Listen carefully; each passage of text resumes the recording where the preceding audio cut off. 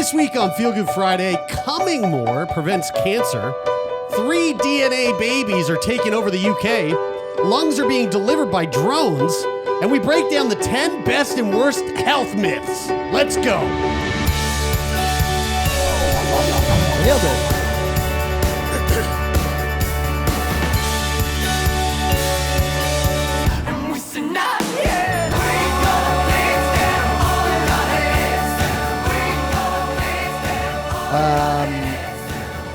Totally nailed it. Great job. One take. That was one take. And I got a compliment yesterday at my race night last night on the intro. Sweet. And he said, so whoever was listening liked it? Said it was hilarious. Hey, great. Shout out to Ed Walsh. Said it was hilarious and loved the energy. Hey, great. Like, love the energy that you brought to the intro. Hey, thanks, Ed. And I said,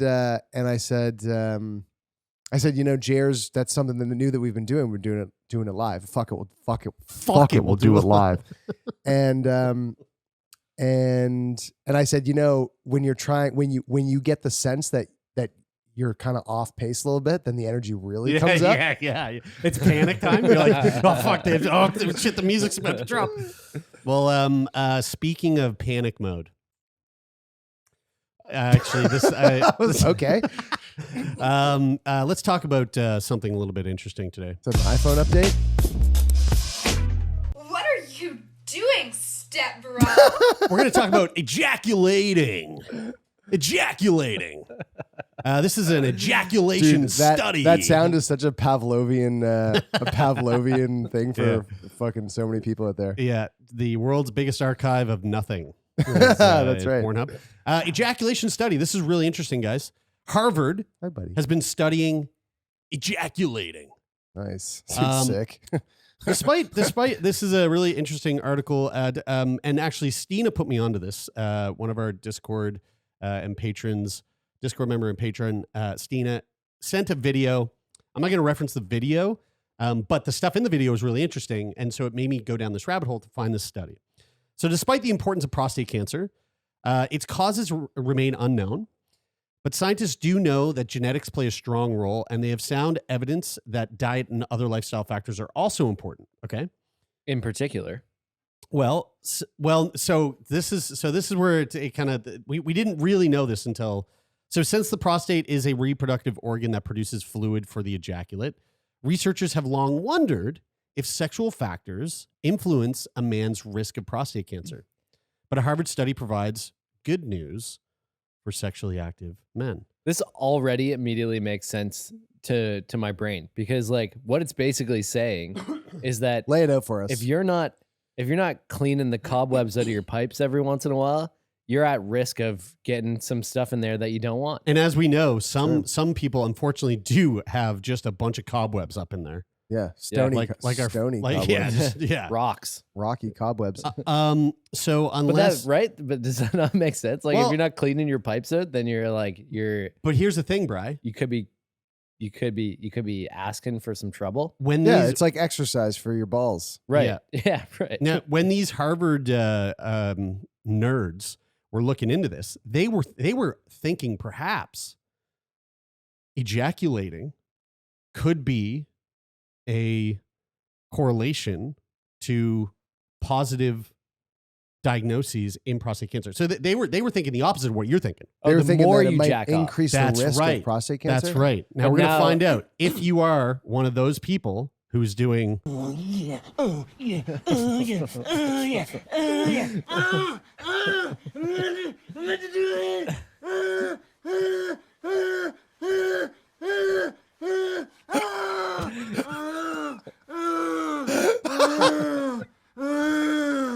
All right. So the health professionals.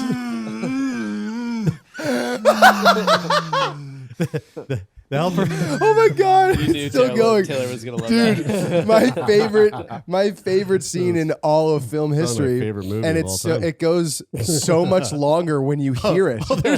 I had to cut that down 90%.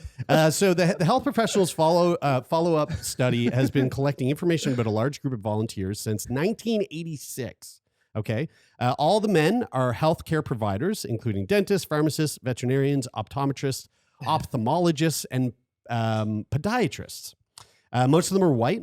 In 1992, 29,342 men between the ages of 46 and 81 provided information about their average number of ejaculations per month in young adulthood, so 20 to 29, middle age, 40 to 49, and in the most recent year.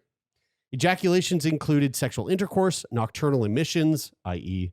wet dreams. And masturbation. Dude, urban legend. Nocturnal emissions. Dude, how...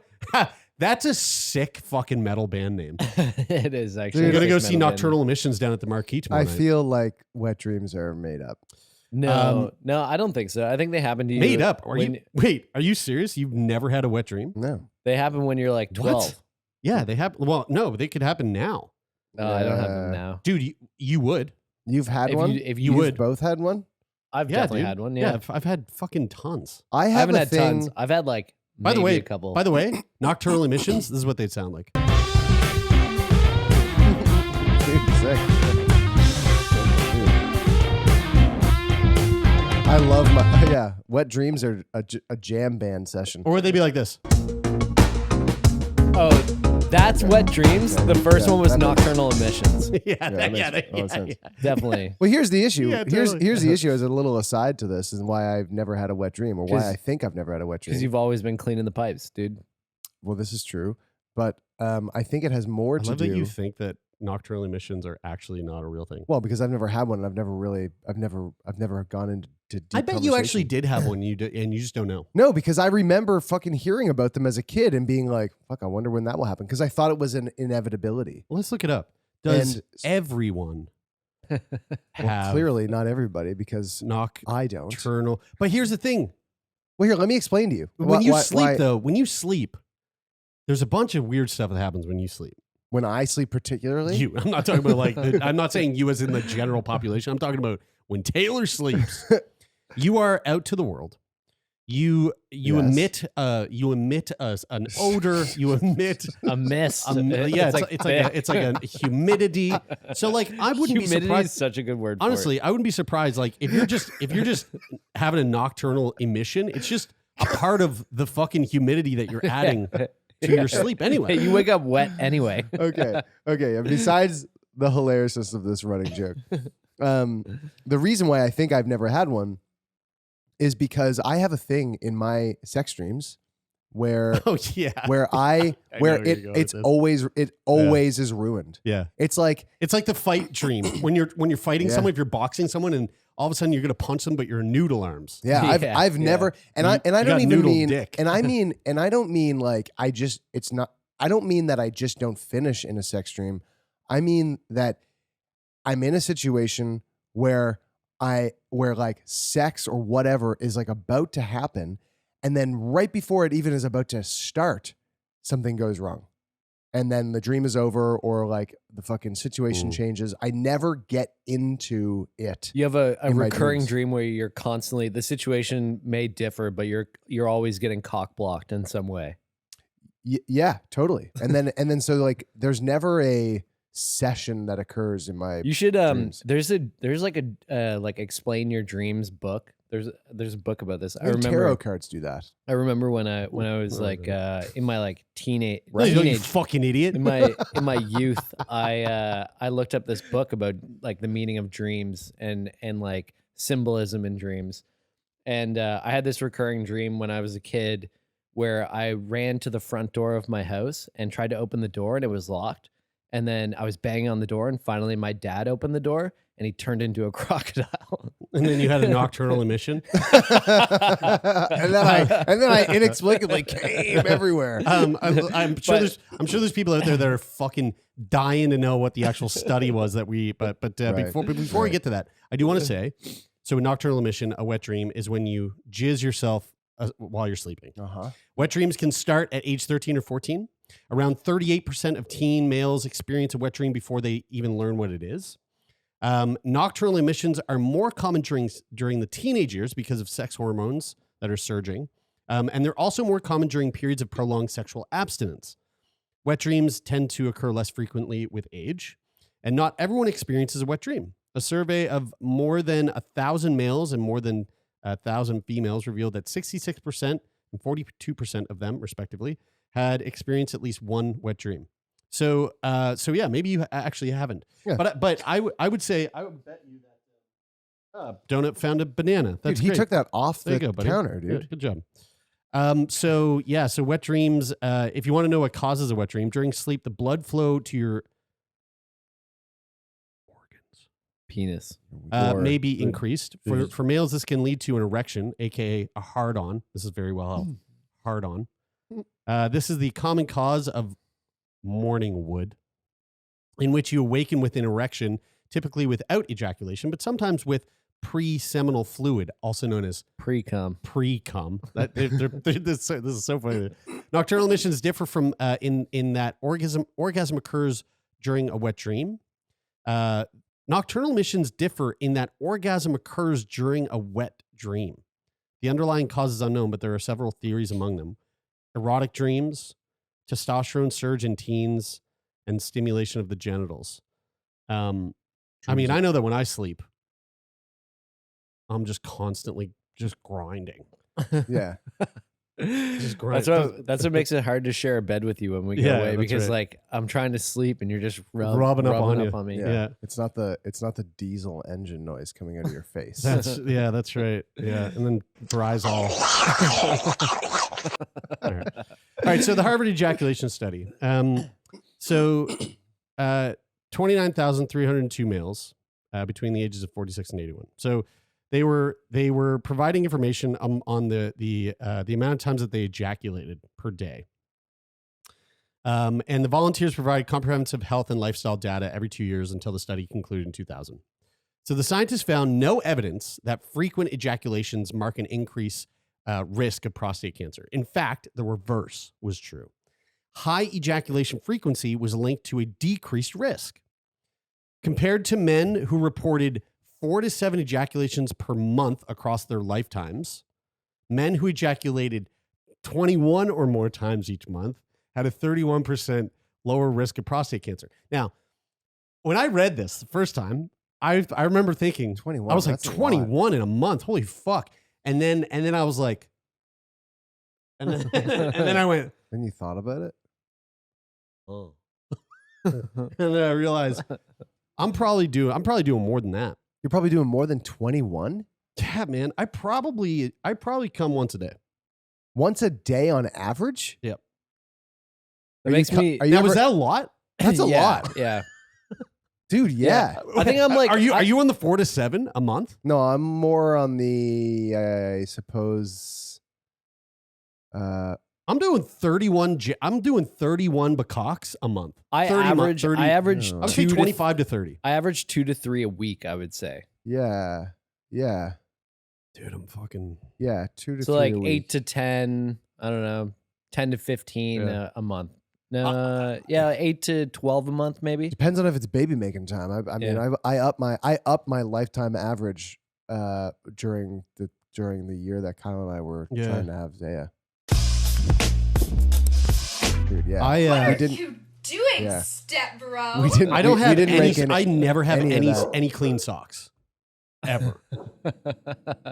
I never got the sock. I thing. never did the sock thing either. Me neither. So a similar study happened down in Australia. So an Australian study of 2,338 men examined the impact of sexual factors on the occurrence of prostate cancer before the age of 70. And like the Harvard research, the Australian investigation evaluated total ejaculations rather than sexual intercourse itself. Like the American men, the Australians who ejaculated most frequently enjoyed a reduced risk of prostate cancer. Mm. The effect was strongest for the frequency of ejaculations in young adulthood, even though prostate cancer was not diagnosed until many decades later. Even so, the apparent protection extended to all groups. In all, men who averaged 4 to 6 ejaculations a week were 36% less likely to be diagnosed with prostate cancer before the age of 70 than men who ejaculated less than 2.3 times a week on average. Oh shit, I'm on the cusp. So yeah, I mean, like what I learned from the study is if you want to never get prostate cancer guaranteed, come 7 days a week. Well, Right. An apple a day keeps the doctor away. A wank a day keeps that prostate cancer away. Cool. So this is either You know what I mean? have to get this from natural marital sources or supplement. Yes, that's right. Use supplementation. You use the supplementation, Which is probably why your VR headset, Jared, was such a great investment. that's right. Yeah. Jer can only VR jerk now. Here's an interesting. Did they say any that there's like heightened risk of like skin irritations and friction burns and things like that? Because that's like a lot, you know? It's a Like, lot. Once a day feels like a lot. to Dude, me. Does it Oh, really? yeah. Does it Yeah. really? Dude. Wow, that's interesting. Dude, so oh, by the way, it's masturbation month, so go fuck yourself. is it good for really you. It's good for you. masturbation month? Yeah, May is CF Awareness Month and Masturbation Month. For you, it's masturbation month every month. That's you're goddamn right about that. Jared, I'm That's a curious. lot. For you, we've been back on the gym grind, Yeah. and we're like a month and a half into a pretty regular routine. Have you experienced heightened sex drive since you've gone back to the gym, or were you a once a day kind of guy before as well? No, actually, to be honest with you, my sex drive probably lowered a bit since we started going to the gym. Really? Yeah. Interesting. Yeah. You I know, I noticed the find opposite. I find that I actually enjoy, like, in periods of like heightened work But I focus. think that's mostly because of a big change in lifestyle. Yeah. So like, you know, a little bit more tired, like maybe that kind of thing. I don't know. yeah, Sorry, you cut me probably off there. you probably readjust to it, but Yeah. I find that in periods of like, especially in periods of like high output training on the bike, and then also in like work focus, when work focus is like really, really necessary, I find that I enjoy less ejaculation, because I find that I almost like, have you ever seen the episode of Seinfeld where George becomes a genius when he becomes abstinent? Yeah, No. right. He puts up he like Yeah. puts off sex, and all of a sudden, like within like a week, he's like, I read this entire university textbook last night. Do you know how amazing? Do you know how fascinating the physics of the universe is? And Jerry's like, what the fuck? And he's like, I'm never having sex again, Jerry. This is amazing. I can't believe I've been going my whole life as an idiot. It's really funny. And then he falls off the wagon and has sex, and he becomes like a blubbering idiot, like immediately. I've always actually, like, on a much lower level, connected with that. Like, I feel like I am on like the sharp edge of cognitive ability and like physical capacity when I am not having sex. That's why you were doing NoFap November. I don't Tay's participate. a big R no fap guy on Reddit. Yeah. Tay's one of the R no fap Reddit moderators. Yeah. He's an R no fap mod. Actually, I've might- heard from you guys that is the most. What is it, like the most toxic fucking don't subreddit pretend like on the you internet? don't know. It's toxic because you run it. Dude. It's toxic because you're the one who's on there fucking calling the shots. Yeah, calling everybody who faps blubbering idiots. That's funny. I am not. Blubbering idiot. Although I am not a no fapper, I do connect with some of the Taylor benefits works that to train himself. Taylor will like be working, and you know he's getting into the training mode of NoFap when he puts his headphones on while he's at work. He'll just go, he doesn't even say anything to us. He just takes his headphones, puts them on, and then this is all he's listening to. and then he does this with his face. He's like, I gotta get this email. oh God, you gotta turn that off now. Well, you know what?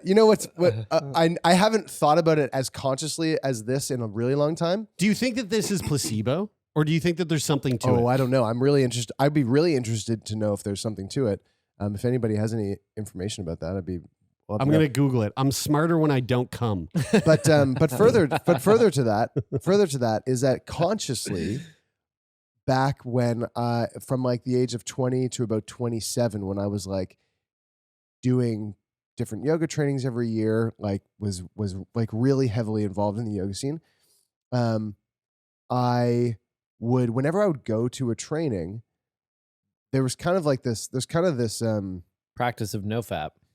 well, yeah, I mean, yes, in more crass terms, but there is a sort of what would it be, like a philosophy in yoga where it's not like a don't have sex or like a celibacy thing, but it is sort of this idea that sexual energy is energy and that you can kind of like redirect it if you're not, and it sort of speaks about sex in the way that it's like expel that energy when it is like useful, when it's like a bond with somebody, whatever, like when it's important, like when it makes sense on like various different levels. Don't just give it away. It's like be intentional with Yeah, it. be intentional with your sexual energy. So if you have sexual energy and you can't put it anywhere intentionally, then redirect it into whatever, your practice, a sock. No, specifically Forearm not a sock, strengthening. but put it back into something useful. Yeah. And I always kind of subscribe to that whenever I do yoga trainings. I'd be like, okay, well, during this whatever 30 days, 15, whatever it was, okay, like no fat during this time, and kind of like redirect that energy elsewhere. You know why that's a part of yogic philosophy? Because yoga comes from India, and it was it was put in there by the government to reduce the population. No, it was actually No, it was actually because of that sounded like it could possibly be true. Yeah, I was like, whoa, dude. or it could be That's wild, dude. because the spiritual leaders at these trainings actually don't want competition, sexual competition there. So they're like, hey, nobody should be having sex unless it's intentionally with me. That's right. I watched that documentary. Yeah, right. I mean, that could be true. Could be. It's something that's in the Yoga Sutra, so it's like 3,000 years. But I mean, who knows? They could be. They could have had manipulative gurus 3,000 Well, years Jared, ago did you too. find if there was any science behind? Well, yeah. I mean, there's a bunch of science to what happens to your brain when you orgasm. But there wasn't anything that like really makes you. You do release hormones that sometimes make people feel sleepy. So that could be like one of the things where you're like, oh, like when I feel sleepy, I don't feel like I can. I know that there's science behind, like, if you are competing in the morning or like the next day before noon, like don't have sex the night before. I know that was a common thing that I heard when I was paddling. Same. Yeah. Which I actually think that's a myth. No, it's not. Is it not? No, it's not. Should I come before the big race? I think there's like, I think there's a window. It's like if it's before Runner's World. Here we go. This is runnersworld.com. That's a running coach's website. This is perfect for me. I'm looking for some running advice. Brian's doing an impromptu half marathon on before Sunday. This weekend. He hasn't run. He's run once in the past 6 months. So this will be great for me. As runners, we are a superstitious group. We don't want anything. We don't want to do anything different, even if it's something we love. A 14-time marathoner and board certified OBGYN with the women's group, the Northwestern Chicago. But physiologically, there is no reason why you can't or shouldn't have sex the night before a big race. One cut to the chase editorial in the Clinic Journal of Sports Medicine titled "Does Sex the Night Before Competition Decrease Performance?" reviewed 3 studies on pre-race sex and found no reason it would cause a decline in performance. Wow, interesting. Yeah. Okay. I remember hearing that was a myth, and it stuck. Okay, what but about it certainly hot tubs? it certainly makes you feel less energetic. Like you don't like Not the me, dude. next Man, day. dude, when I oh man, why do you think I have so much energy every day, all day? Because I'm coming 7 days a week. I always feel like I could just you guys know, napping is a foreign concept to me. Like I don't even understand the idea of taking a nap. But they're actually good for you. Yeah, but I'm just saying. Anyway, it's foreign to you. not Yeah, good it's for foreign. everybody. It's foreign to me because like I never get this feeling that I need that like sleeping during the day is even if I could never, the feeling never comes. The guy out. never naps. The Say guy it. never wet Just- dreams. just The guy say it. never feels empathy Just for say it. others. I mean, Just this say guy's it. never, never. People who nap are the types of people you'd bully. Right, exactly. Hey, But that makes me. But if I were to have sex in the middle of the day, I could take a nap right afterwards. It's like a wave of like, I could just be completely still and not do anything. I see, that's prefer interesting daytime because sex over. I get that feeling, but that feeling only lasts. I don't get that feeling when I have a wank. I do get that feeling when I make fuck, but that feeling lasts for 5 minutes, and like in that 5 minutes, it's just like laying there naked, Yeah, yeah. cuddling, and then the 5 minutes is over, and it's like, all right, cool, let's get up, let's go, woo, let's go, baby. Yeah, See, I'm because more Kyla's like also the exact opposite. I get energized. If Kyla has an orgasm, she's like she feels like she's like on top of the world. She's ready to fucking keep going. Well, there's a thing. Whereas I'm like, no. When it comes to like male and female rest. hormones released during sex, that is actually something that I recently, actually, I think Huberman was talking about it recently, about how so for men, I think it's prolactin that gets released after you. probably females, prolactin's a. Is that? I don't know. Anyway, I don't know if men make who prolactin. fucking I'm cares? not sure. But the men get sleepy and the women get jacked up, and like that was what I took from Huberman. Speaking of coming, interesting. guys, let's talk about babies being Wait, born. I had one more thing Oh, that for I needed to know fuck's about sakes. that. Just while we're busting myths, because Well, we're gonna be busting a bunch more myths okay, later. but I just need to know: is going in a hot tub the day before a competition bad for you? oh fuck, I don't know. I just really need to know while we were talking about Is the going in the hot tub before the big race bad? Let's see. A 'Cause hot that- tub is not a problem if only used for a few minutes. If the athlete soaks in the tub for a long time, then he may get dehydrated, which would be a problem. Also, if he has water jets directly on a specific muscle, then that muscle might become fatigued or similar to having a deep massage. So, few minutes, Bri, it's okay, but don't stick your dick in the jet and you'll be good. You don't want to stick your dick in the jet if you're about to have sex. 'Cause I'm you gonna don't start wanna- You don't laying- want to fatigue that I'm gonna muscle. start laying in the hot tub, public hot tub with my abs against it, against the jet, so that I get an ab workout. There you go. You can just get that thing on the infomercial that just shakes your abs until they turn into Yeah, ab water shaker. boards. Yeah, that's a good Um, idea. There is a baby that was born in the UK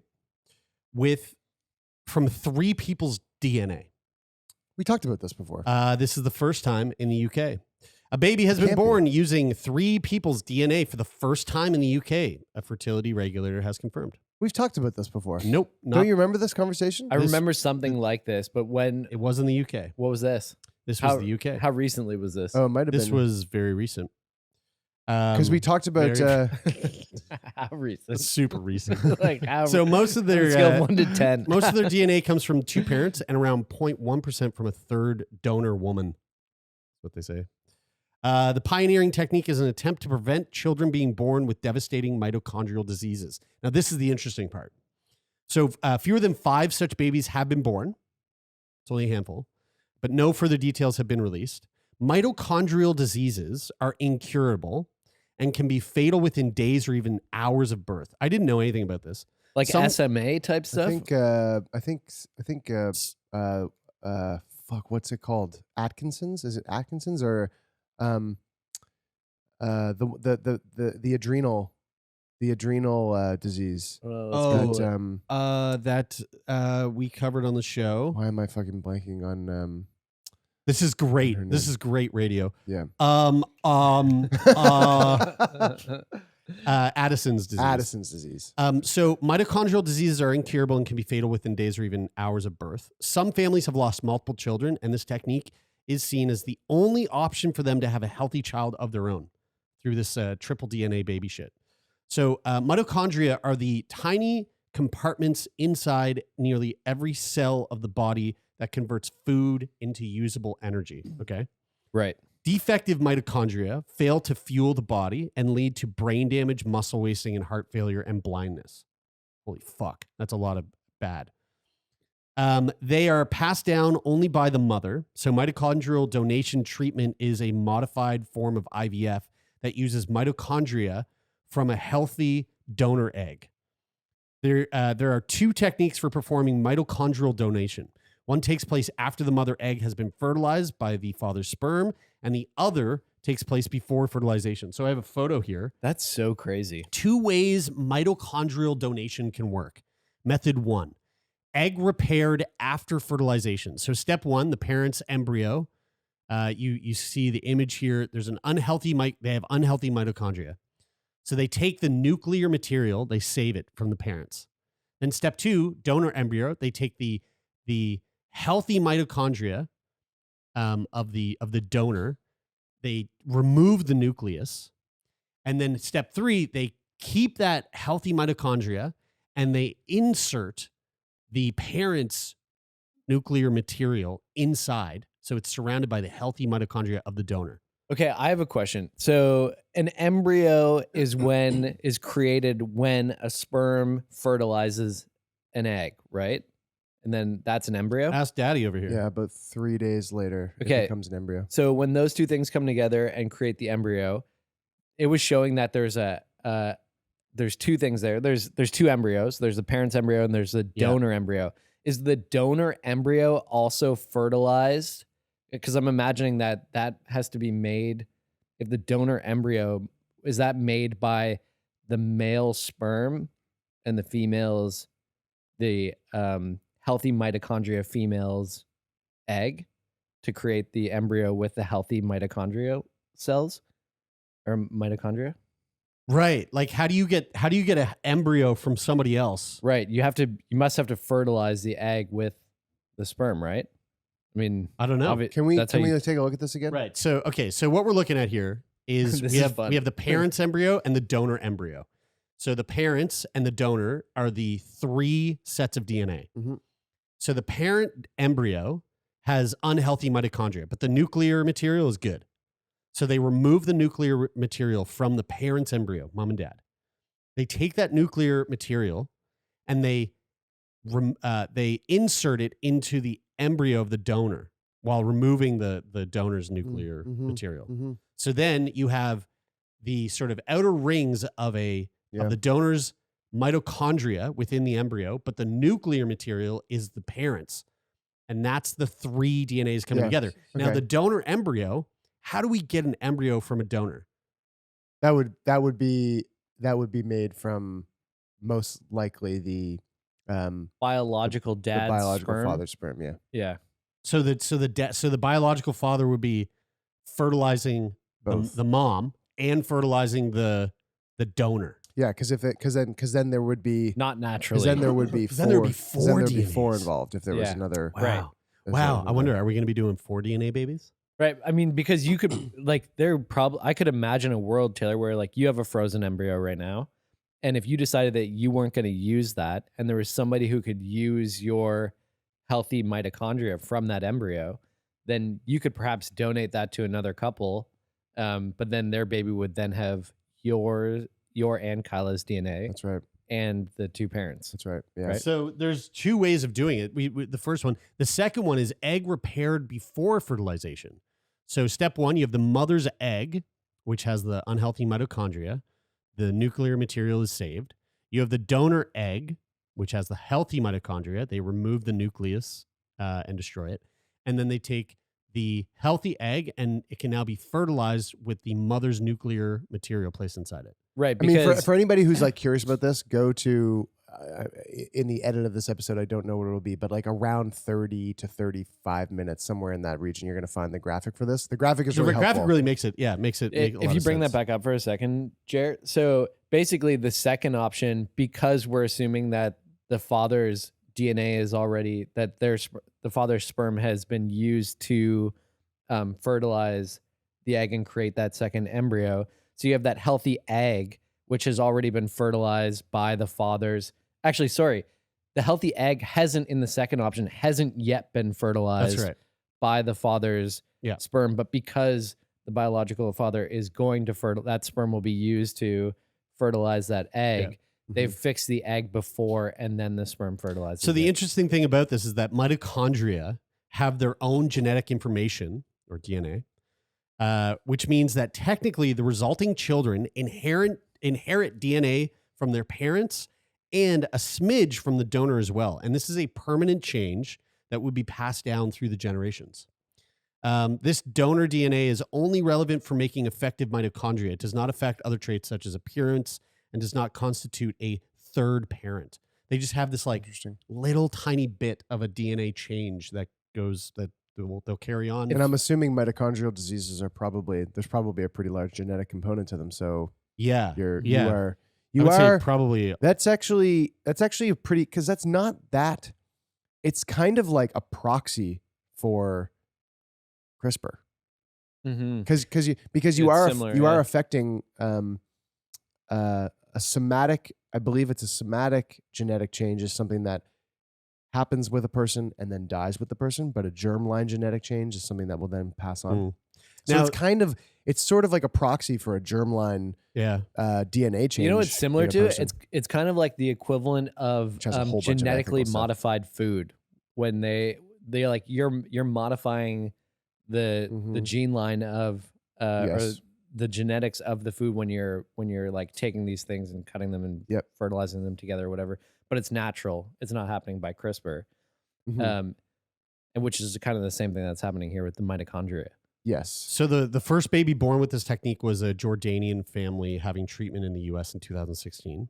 So maybe we could have talked about that, because I remember we talked about where this was legal. Like there's places like it's not legal to do this in Canada, I remember having that conversation about this. There is technically a risk of reversion, where any defective mitochondria that are carried over could gain in number and still result in the disease. And there's not a lot of like info out there about this. There's only been 5 babies. They're kind of keeping tight-lipped about it. But it has been estimated that up to 150 such babies could eventually be born each year in the UK. Wow. Using this technique. It's interesting because Trippy, eh? it's the thing that I find most fascinating about it is that really based on like genetic traits, there's no impact. So like the way that the person looks and the way that the kid will end up, they're not going to have any of these traits, yet they still have some of the DNA. Yeah. But it's just to like sort of, quote unquote, cure this potential mitochondria disease, which could be used. I wonder if like a similar thing could be used with like cystic fibrosis in taking out doing something that like helps to take away, if there's 2 people who are going to have a baby and they're both carriers of the cystic fibrosis gene, then can you do something that's not CRISPR but actually modifies the cells in some ways to make them not have that? Yeah. I know it's I was going to say that's straight up CRISPR stuff. Yeah. What's interesting, where my mind goes with this, because like anything that we do in science to cure disease or to improve the outcomes of somebody who's living with a disease, most things have a potential preventative or augmentation component to them. So like mitochondria, like the people, like top end world class elite athletes, their mitochondria works differently than ours. Like they create energy, ATP, in the cells at a rate that like we'll just never be able to do genetically. We just can't do it. You can train all you want, you're just never gonna get it. Unless you are endowed with that capacity for your mitochondria to work so efficiently that you can just create ATP. And so what you're saying is that there's a risk of somebody abusing this system where they use it in a way that, they're going to do IVF, a couple's going to do IVF, and they're like, what if we just got like ultra marathoner Dean Karnazes to like come in and give us some mitochondria? No, I don't think it's a risk. What I think is that it's interesting, because it could be like some type of performance enhancing thing, but for the rest of life, which is the 99% of the life that you'll live is outside of any sport application, having the healthiest possible mitochondria is the most desired thing to have. You'd have to have a biological female with really awesome mitochondria to do this. But do you think that there is the potential where a couple is like, hey, what, we could just pay a little bit of extra money during IVF to like get some like super high performing athletic female to donate mitochondria just to like, put it into our gene line to help. Maybe. you know, our I mean, our we're a future kids perform. long way. We're obviously a long way off from that because they even said in this thing that like it might not even cure this disease. So obviously, we're nowhere near like enhancing somebody's, you know, I guess it's the same mitochondrial conversation function? with CRISPR. yeah. It's like we're a long way off from it, but it is like it does kind of pose this question that's like maybe that's possible. And in a lot of ways, it's a good way. And then in the sports sense, it's kind of like there's ethical things and everything.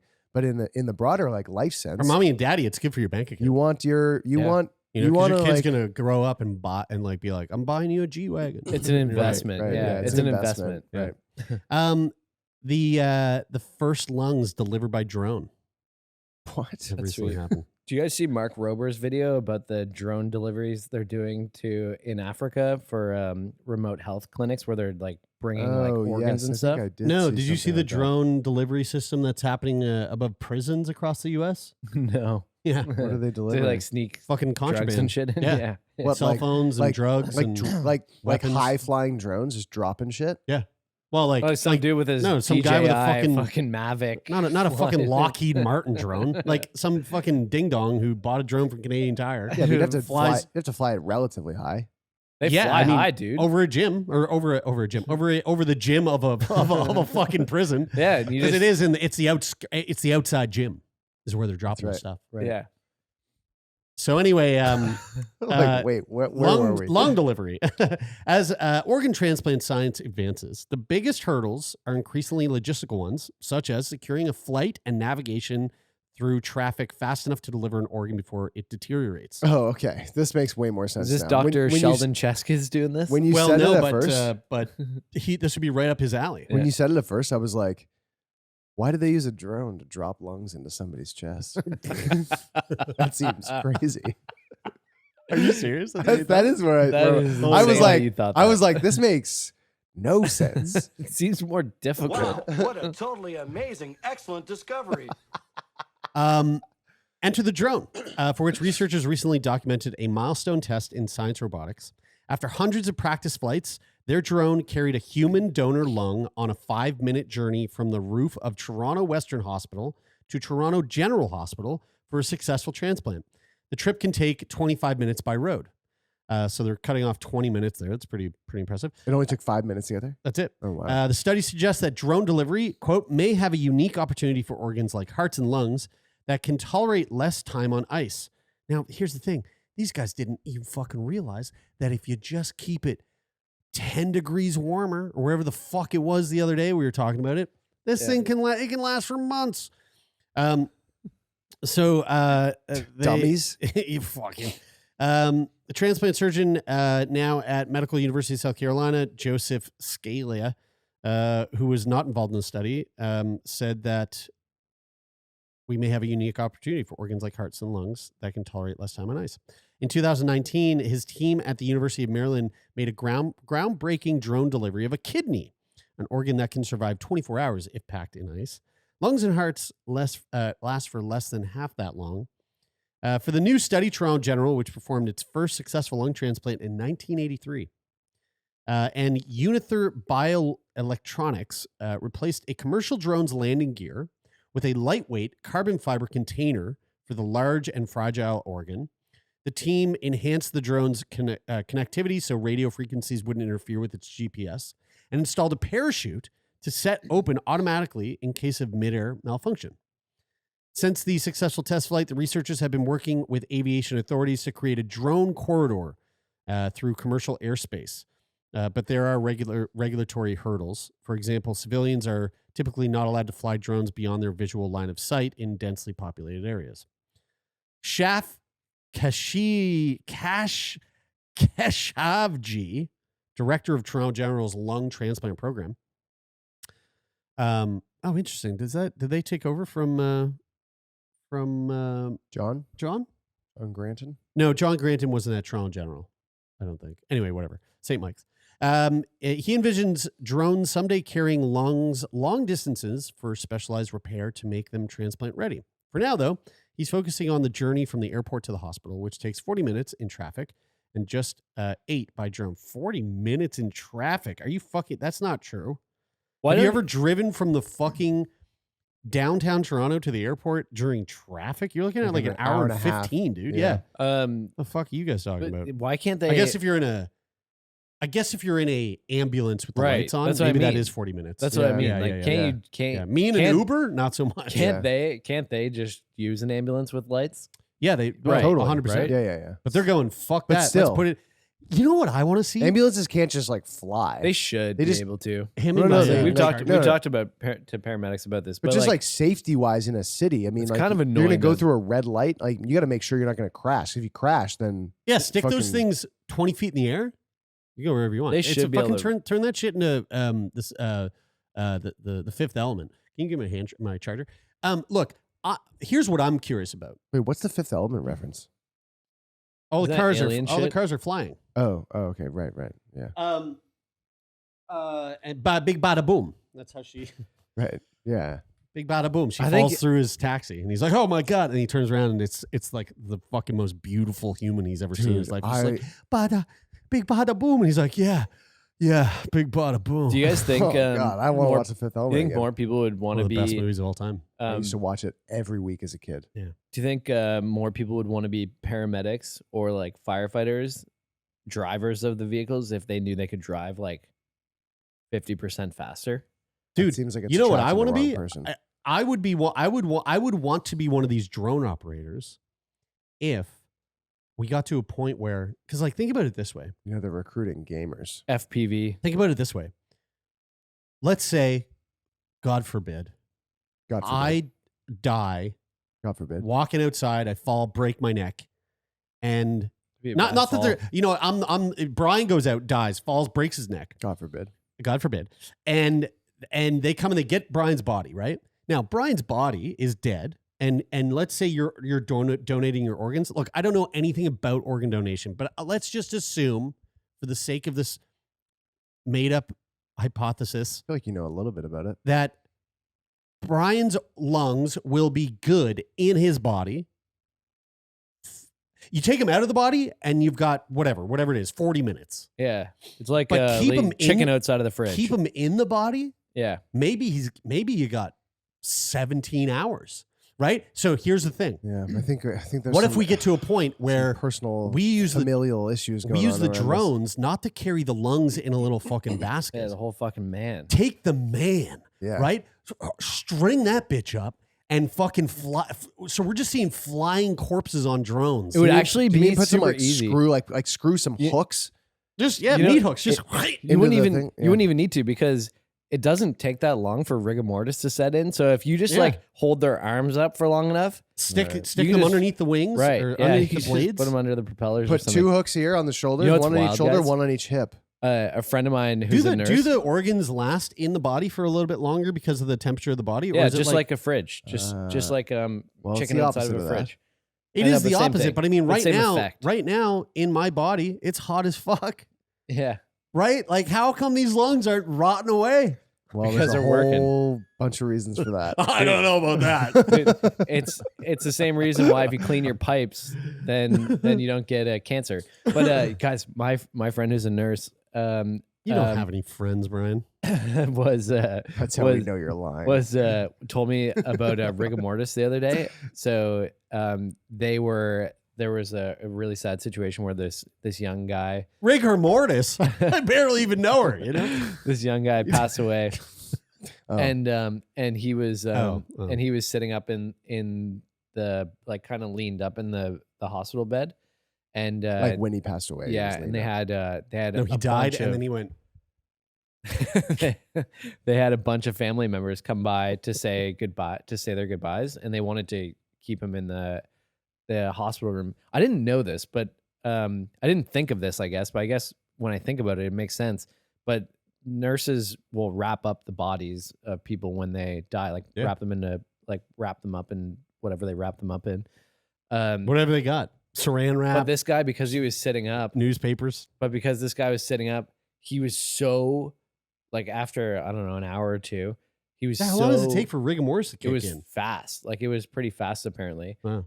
He was so stiff they couldn't move his arms down or anything, so they had to wrap him Wow. sitting up, which is fucking crazy. Because Man. then you take him to the funeral home or whatever, and Gotta say, They I just thought have there to, was going to be break more to them that and, story.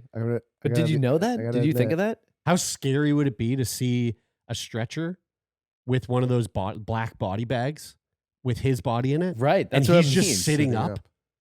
Okay. You thought thought it there was like was in a more- fucking hallway? That You would be thought scary. there had to be more than that to the story? Well, now, I mean, when you evoke that imagery, my evaluation, my tomato meter just went up. Right. Oh, Rigor yeah. mortis appears And that's approximately 2 hours 80%? after death, and the muscles of the face progresses to the limbs over the next few hours, completing between 6 to 8 hours after death. Guys, I have a request Wow. for you. I'm not going to Sure put this do. in like my advanced directive or anything, but just let it be known right now that when I die, if you guys are there, Put you in a fun Please- shape. do me in a fun shape. Yeah, yeah. For sure. Like even like bro- eyes open or little like teapot. You're gonna have to put that in your will no, because this is if just you don't, just then evoke somebody's gonna this get mad. recording I'm of gonna this. put you in the gritty. Yeah. Yeah. Just all right. Let's move on to Just remember this. We'll clip this and save it. flip it. let's move on to a new segment I like to call. Actually, this isn't a segment at all. Let's move on to the 10 best and worst health myths and wisdom.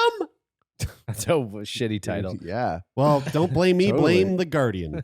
Oh no. So here we go. There's 10 health myths, and I'm curious to see which ones you. Because here's the thing. We already hit two In of them. these in Yeah, these we myths, did. We've been talking about them. in these myths, there are some things in here that like people still believe. I'm sure.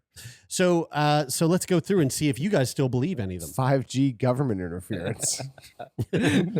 No, they're dumber than that actually. Are they? Are they? I mean, 'Cause that's there pretty is one dumb. there's one that's pretty dumb, and it shocks me that people still believe it.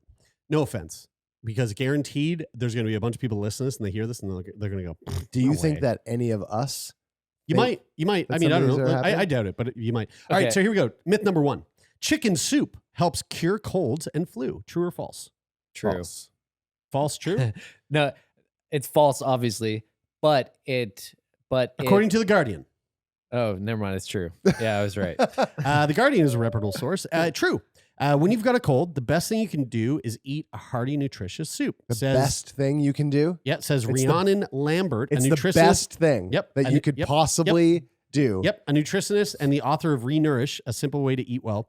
Chicken contains vitamin B12, plus other antioxidants and vitamins which support the immune system and aid digestion.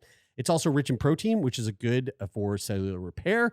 Adding more vegetables also increases the vitamins and minerals that are needed to aid recovery. So true, 100%. The best thing you can do Okay, is eat wait. chicken noodle soup. But are we talking about a Lipton chicken noodle soup in a boxer bag that you just pour into? It just says chicken noodle soup. It or are we doesn't matter talking about, where like- it comes from. It's You're just talking chicken about noodle soup. you made a chicken Yeah, last yeah. night and you have the bones and you boil a broth and then you put your own chicken in and then your own Yeah. fresh chopped vegetables. I would guess that the between those two, it doesn't make a difference. right. Yeah. So you're right. here we go. Actually, Number why would two.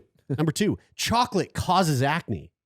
True or false? that is false. False. How do you know that? Because I heard Because that of it's a myth. because of the is that a heritage moment? It was Is that a no? It wasn't a heritage moment. The I eat people too many. say I eat too many chocolate bars. Yeah. Or whether I don't It is- wash my face. yeah, that is a heritage moment.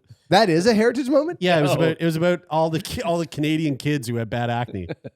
No, it was. It was just- all those French Canadian No, that was- acne French Canadians. It was It was just an anti-bullying ad. Oh, it was Yeah, just on amongst a lot of It was a- heritage it was a moments PSA. when we were It was kids. the commercial, same yeah. type of So, quote, the skin is your largest organ and it has its own microbiome, its own bacteria. So the better you eat, the better your skin, says Lambert. Small amounts of chocolate won't hugely impact skin health, but chocolate with less sugar and dairy is better. More important for skin health is hydration. You should drink a minimum of, you drink water. For most people, about 2 liters a day at yeah. least, plus cups. plus another liter if you're exercising ish. That's a broad strokes, but All right, how about this one? An apple a day keeps the doctor away. True or True. false? an apple a day keeps the doctor away. True, True. or false? These are false. This is, I mean, fucking what? So you said By true? what measure? No, you said I true. don't- Yes, true. All right, true, 100%. false. False. I'm gonna go with This false. fucking idiot I over know, here. right? Actually, it's false. You're right, Taylor. Quote, it's untrue, but this is really funny. Basically what they say here is that if you eat an apple a day, if you don't eat an apple a day, you're a fucking idiot, is basically what this is saying. You are stupid. Definitely, because you need your fruit. You need 8 No, fruit. no. It servings has of nothing to fruits do a with that. day. It has to do with whether or not you're smart or dumb. If you eat an apple a day, you're smart. If you don't eat an apple a day, you're a fucking Well, that makes dummy. sense because if you're a teacher at a school, then generally kids bring you apples every day. There you go. And therefore, you're probably eating lots of apples, which means that you're smart because you're a teacher. So here's what they say. It's untrue, but it may keep you away from the pharmacy, says Dr. Hazel Wallace, a nutritionist and author of The Female Factor. Quote, one study looked at healthcare practices of daily apple eaters and found they used fewer prescription medications. This How had do you more get to your- do. This had more to do with them being healthier overall. Apple eaters also had higher educational levels and were less likely to smoke than specifically with eating apples. However, since apples are nutritious, one a day is not a bad idea. If you do not eat apples, you have a low education. You are stupid. You are stupid. There's nothing you can do about it. Yeah, nothing you can do about it. I just want to say, if they How many apples a day do you eat? I eat usually about an apple 5 days a week. So All right. almost an apple a day. I don't. I jerk off 7 days a week, so I'm stupid and you're educated. I have a question though. How do we get our prescription medications in Canada? At the pharmacy. And how do we get the prescriptions to go to the pharmacy? I'm the doctor. So how, if it's going to help us stay away from the pharmacist, Where are these prescriptions coming from? right, the doctor. So does an apple a day keep the doctor away? No. No. What? How does it, guys? The logic just Yeah. No. All right. How about this one? This is the. So how about this one? Going out with wet hair gives you a cold. Yes, true. No, that is untrue. No, that's true. That is. Do you actually think that's true? It's fucking true. It's not true. So that was the one that I was like, maybe you guys will actually think this is true. That is false as fuck. And so many people think that's true. So true. many people think that it is yeah, true. That because if you a go- cold, because like you don't just get bacteria in your body because Well, that's the thing. because your hair is wet. No, but you but lose like body heat A through your cold head. and flu is bacteria and viral. bacterial or viral doesn't matter. Yeah. But- the wetness of hair and the cold temperature has nothing to do But- with It could make No. you more susceptible to Because to when you are exposed. It might Compromise your immune system. It might make you more exposed, more vulnerable to For sure. bacteria and viral content when you are exposed. So here's what it because says. because your body is expending more energy to keep your body warm because you lose the most amount of heat through the top of your head. That's also false. That's also Uh, false in this fucking thing. But how's it false that you lose heat through the top of your head? It's false. Why you would don't it be lose the true? majority of the heat through your head. Why- why is that's that a false true? statement.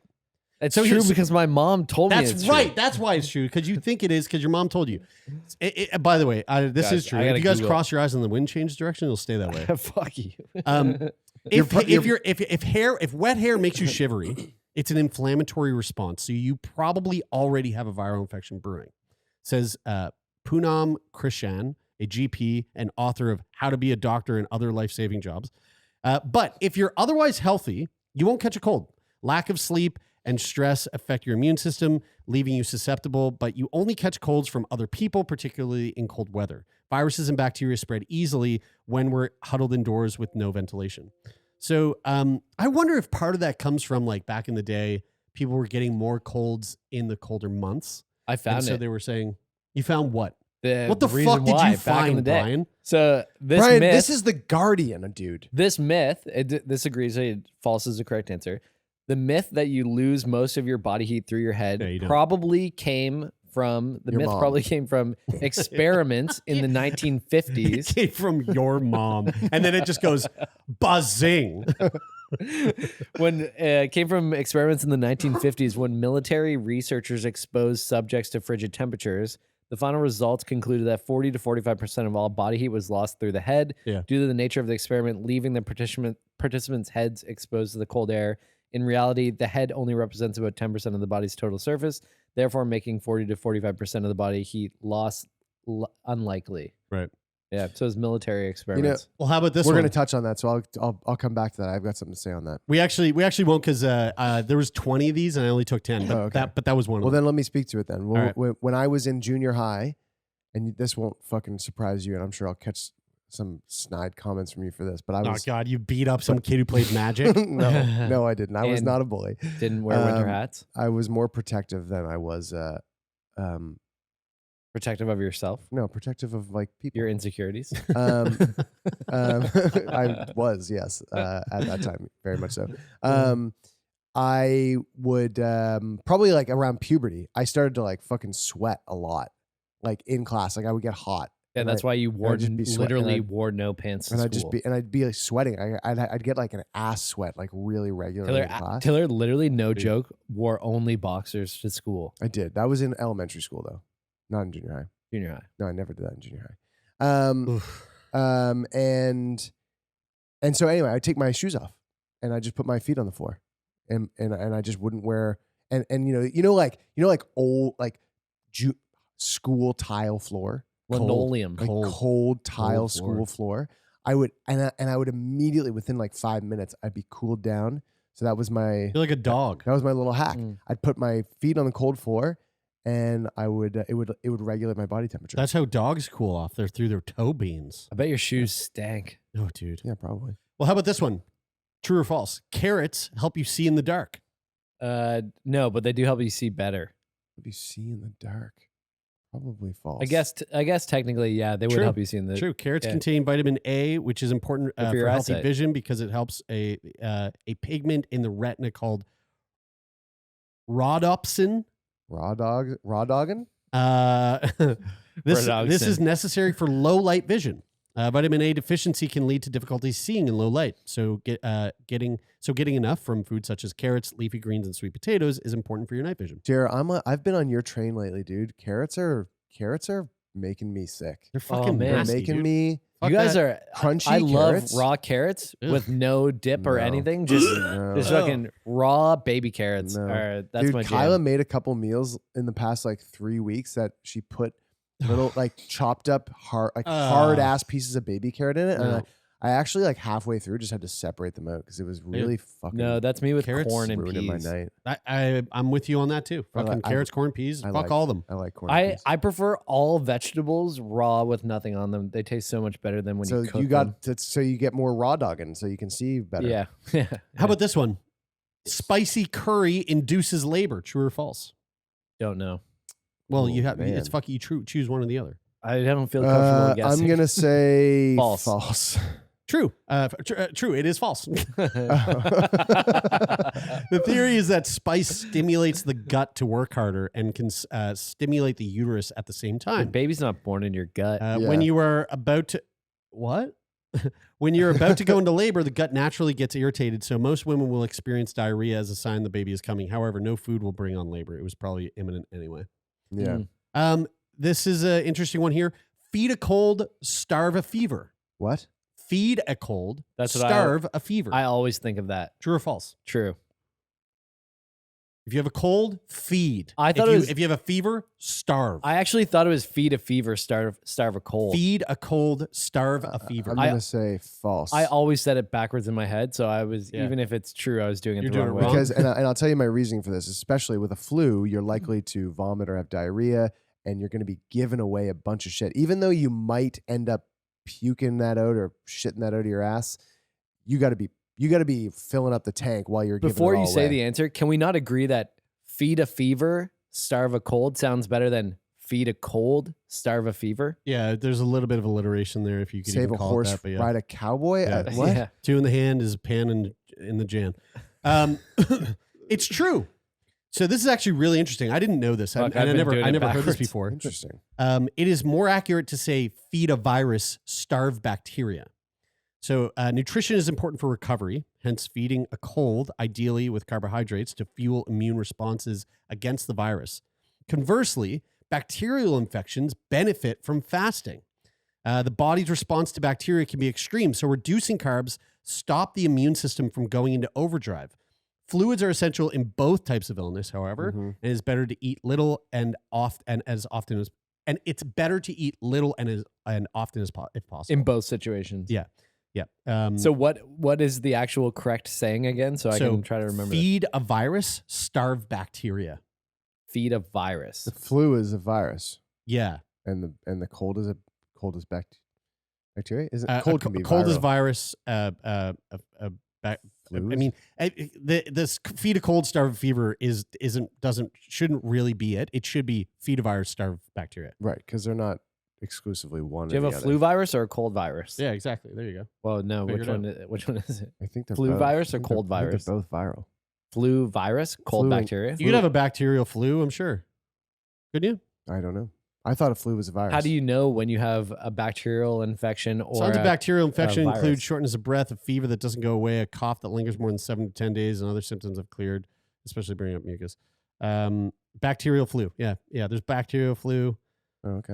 There's viral flu.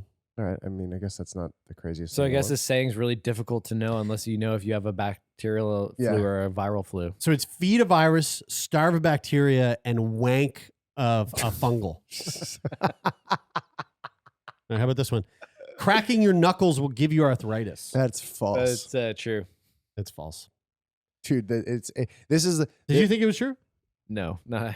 I've I heard want, that. I want, though. I want serious answers here, bud. I mean, that was my asked, guess. I've- Yeah, no, I I've thought that was asked true. several people. It's just Okay. it's just the popping of a little bubble in Guys, between. It's the rapid synovial- release of synovial nitrogen fluid, gas think. I from like- the fluid that lubricates our joints. I like the sound of crack. Can you guys crack your knuckles? I just cracked it. Oh yeah. Ow!